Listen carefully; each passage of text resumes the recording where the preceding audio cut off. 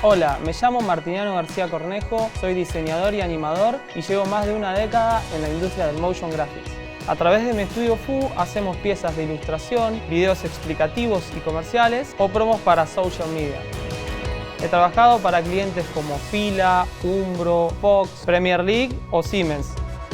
Disfruto produciendo piezas experimentales donde suelen surgir ideas gráficas muy potentes. Procuro seguir mi camino explorando cosas nuevas y combinando técnicas que me ayuden a encontrar mi propia voz.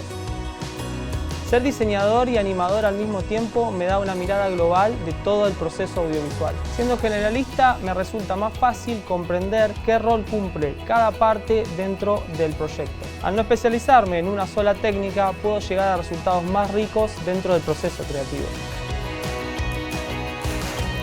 En este curso de doméstica aprenderás mi workflow para combinar las técnicas de ilustración 2D y modelado 3D y la animación de cada una, repasando sus principios fundamentales. El proyecto final del curso será la producción de un video de 6 a 8 segundos, intentando balancear estos dos universos para que puedan convivir el uno con el otro.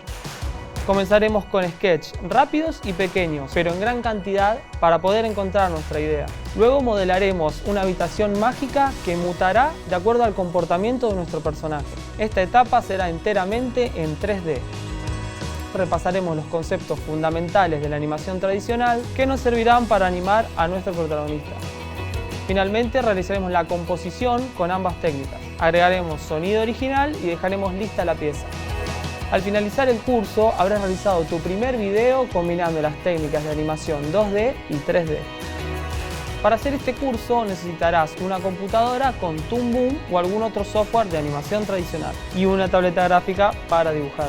Además, Cinema 4D y After Effects. No es necesario que seas un experto, aunque podría servirte hacer los basics en doméstica. Te propongo combinar dos tipos diferentes de animación y así cruzar tus límites creativos.